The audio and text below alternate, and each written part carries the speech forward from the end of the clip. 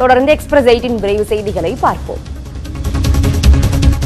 India மற்றும் பாகிஸ்தான் எல்லையில் பதற்றம் நீடிப்பதால் டெல்லி மெட்ரோ ரயில் நிலையங்களுக்கு ரெட் அலர்ட் எச்சரிக்கை விடப்பட்டுள்ளது.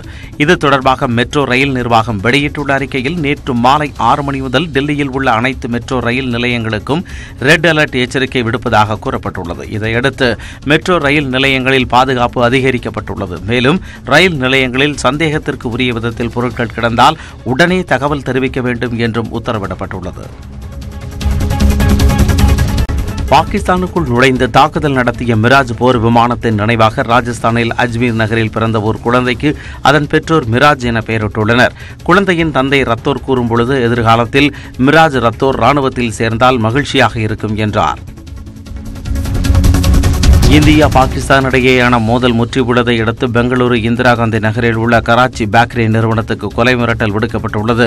பாகிஸ்தான் நகரமான கராச்சி என்ற பெயரில் பேக்கரி இயங்குவதால் அப்பெயரை மாற்ற வேண்டும் என நிறுவன மேலாளருக்கு தொலைபேசி மூலம் விக்கி ஷெட்டி என்ற நபர் கொலை மிரட்டல் விடுத்துள்ளார். தொலைபேசி எண்ணை பதிவு செய்த போலீசார் விசாரணை நடத்தி வருகின்றனர். புல்வாமா பயங்கரவாத தாக்குதலை கண்டித்து கடந்த வாரம் இதே கராச்சி பேக்கரி மீது தாக்குதல் நடத்தியது தொடர்பாக 9 பேர் கைது செய்யப்பட்டனர்.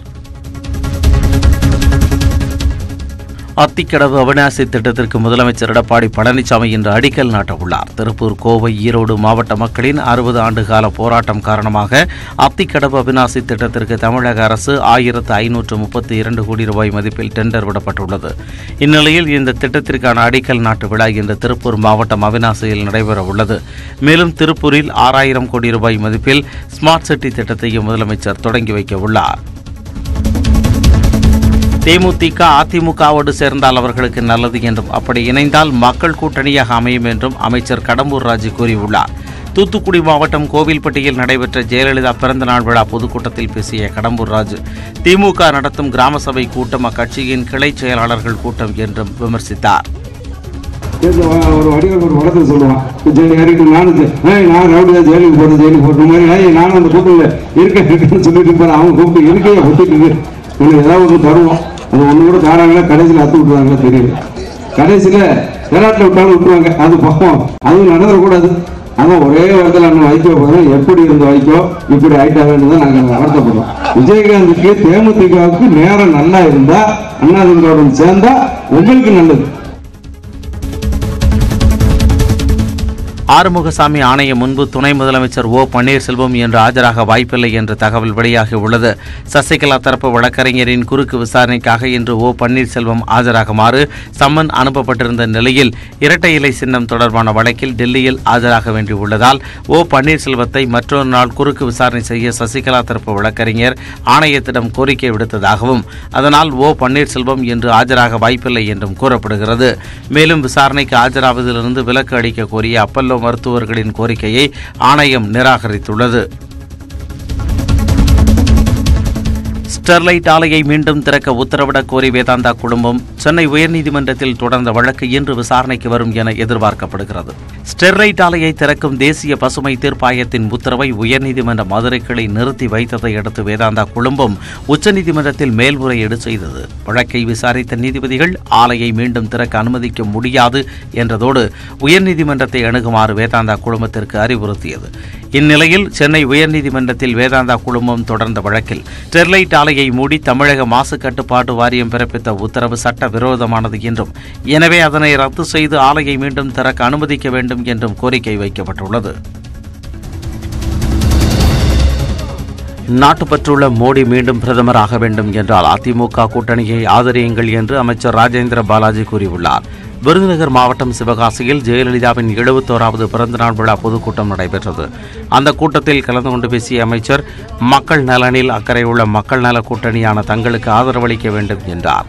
எதிரி நாடுகள் இந்தியாவை கண்டு பயப்படுகிறது என்றும் அதற்கு காரணம் மோடி என்றும் கூறினார். மோடி கண்ணசித்தால் 1 மணி நேரத்தில் பாகிஸ்தான் என்பது இந்த விஷயத்தில் அண்ணாதிமுக தொண்டர் மட்டுமல்ல, தமிழ்நாட்டினுடைய ஒவ்வொரு பகுதி மக்களும் ஒவ்வொரு இளைஞரும் மோடியுடைய கரத்தை வலுவாக்குவதற்கு தயாராக இருக்கிறான். தொடர்ந்து பேசிய அவர், மதம் கொண்ட யானையாக திமுக எதிர்த்து வந்தால் அதிமுக சினங்கொண்ட சிங்கமாக எதிர்க்கும் என்று கூறினார். அதிமுக தொண்டனை எதிர்த்து திமுக கூட்டணி மதம் கொண்ட யானையாக வெளியேறி வந்தால் அதை சினம் கொண்ட சிங்கமாக எதிர்த்து தாக்கி அடித்து தோன்றுகின்ற கூட்டம் அதிமுக கூட்டம். 6 ஆதி திராவிடர் இனப்பிரிவுகளை ஒன்றாக இணைத்து தேவேந்திரகுல வேளாளர் என பெயர் மாற்றம் செய்வது தொடர்பாக ஆய்வு செய்து அறிக்கை அளிப்பதற்காக குழு அமைத்து முதலமைச்சர் எடப்பாடி பழனிசாமி உத்தரவிட்டுள்ளார். IAS அதிகாரி ஹன்ஸ்ராஜ் வர்மா தலைமையிலான இந்த குழுவின் அறிக்கை கிடைத்ததும் அரசு உரிய நடவடிக்கை எடுக்கும் என முதலமைச்சர் கூறியுள்ளார். ஆதி திராவிடர் இனப்பிரிவுகளில் உள்ள குடும்பன், வண்ணாடி, காலாடி, கடையன், தேவேந்திர குலத்தான், பள்ளன் ஆகிய 6 பிரிவுகளையும் ஒன்றாக இணைத்து தேவேந்திரகுல வேளாளர் என பெயர் மாற்றம் செய்ய வேண்டும் என்று கோரிக்கை வந்துள்ளதாக எடப்பாடி பழனிசாமி கூறியுள்ளார். பாஜக ஆட்சியில் புல்வாமா தாக்குதலுக்கு முன்பு தீவிரவாத தாக்குதலே நடைபெறவில்லை என பாதுகாப்புத்துறை அமைச்சர் நிர்மலா சீதாராமன் பச்சை பொய்யை கூறியிருப்பதாக திமுக தலைவர் மு.க. ஸ்டாலின் விமர்சித்துள்ளார். கோவையில் இந்திய கம்யூனிஸ்ட் கட்சி சார்பில் நடைபெற்ற அரசியல் எழுச்சி மாநாட்டில் பேசிய அவர் புல்வாமா தாக்குதல் விவகாரத்தில் மத்திய அரசை விமர்சித்தார். அந்த பச்சை பொய்யை சொல்லியிருக்கக்கூடிய நிர்மலா சீதாராமனுடைய கவனத்திற்கு நான் கொண்டு வருகிறேன். 2014ஆம் ஆண்டு உரியில ராணுவ முகாம் மீது தீவிரவாதம் நடத்திய தாக்குதலில் 9 ராணுவ வீரர்கள் பலியாகி இருக்கிறார்கள். 2016ஆம் ஆண்டு பாமேரில் நடந்த தாக்குதலில் CRPF 2 வீரர்கள் மாண்டு போயிருக்கிறார்கள். இப்பொழுது 44 பேர் பலியாகி இருக்கிறார்கள். அதில் 2 பேர் நம்முடைய தமிழகத்தை சார்ந்திருக்கக்கூடியவர்கள். அரசியல் எழுச்சி மாநாட்டில் திராவிடர் கழக தலைவர் வீரமணி, மதிமுக பொதுச் செயலாளர் வைகோ, விடுதலை சிறுத்தைகள் கட்சி தலைவர் திருமாவளவன் மற்றும் முன்னாள் மத்திய அமைச்சர் மு.க. அழகிரி உள்ளிட்டோர் கலந்து கொண்டனர். பேராசிரியை நிர்மலா தேவி விவகாரத்தில் சிபிசிஐடி விசாரணை திருப்தி அளிக்கவில்லை என்று கூறியுள்ள உயர்நீதிமன்ற மதுரை கிளை ஸ்ரீவில்லிபுத்தூர் நீதிமன்ற விசாரணைக்கும் இடைக்கால தடை விதித்துள்ளது. மாணவிகளை தவறான பாதைக்கு அழைத்த வழக்கில் கைது செய்யப்பட்ட அருப்புக்கோட்டை தேவாங்கர் கல்லூரி பேராசிரியை நிர்மலா தேவிக்கு ஜாமீன் கோரி தாக்கல் செய்த மேல்முறையீட்டு மனு உயர்நீதிமன்ற மதுரை கிளையில் விசாரணைக்கு வந்தது. அப்போது 3 பேரை மட்டுமே விசாரித்து குற்றப்பத்திரிகை தாக்கல் செய்யப்பட்டுள்ளதாக கூறிய நீதிபதிகள் குற்றப்பத்திரிகை தாக்கல் செய்து ஓராண்டு ஆகியும் இன்னும் நிர்மலா தேவிக்கு ஜாமீன் வழங்காதது ஏன் என கேள்வி எழுப்பினர். ஓய்வு பெற்ற IAS அதிகாரி சந்தானத்தின் அறிக்கை முடிவு குறித்தும் கேள்வி எழுப்பிய நீதிபதிகள் வழக்கு விசாரணையை மார்ச் 14ஆம் தேதிக்கு ஒத்திவைத்தனர். தேமுதிக வருகைக்காகவே திமுக கூட்டணியில் தொகுதி பங்கீட்டில் தாமதம் ஏற்பட்டிருக்கக்கூடும் என்று சிபிஐ மாநில செயலாளர் கே. பாலகிருஷ்ணன் கூறியுள்ளார். கோவையில் செய்தியாளர்களிடம் பேசிய அவர் திமுக கூட்டணிக்கு தேமுதிக வந்தால் நல்லதுதான் என்றும் அதிமுக பாஜக கூட்டணி சந்தர்ப்பவாத கூட்டணி என்றும் விமர்சித்தார். மேலும் மகத்தான திமுக கூட்டணி மகத்தான வெற்றி பெறும் என்றும் பாலகிருஷ்ணன் கூறியுள்ளார். கோடைக்காலம் தொடங்கிய சில நாட்களிலேயே சேலத்தில் வெயில் 100 டிகிரியை தொட்டுள்ளது. கடந்த ஆண்டு பிப்ரவரி மாதம் முழுவதும் சேலத்தில் நல்ல குளிர் இருந்த நிலையில் தற்போது பிப்ரவரி மாதம் முடிவதற்குள் வெயிலின் தாக்கம் அதிகரித்துள்ளது. இதனால் இனி வரப்போகும் நாட்களில் வெயிலின் தாக்கம் இன்னும் அதிகரிக்கும் நிலை ஏற்பட்டுள்ளது. இதனால் நண்பகலில் மக்கள் நடமாட்டம் குறைந்தே காணப்படுகிறது.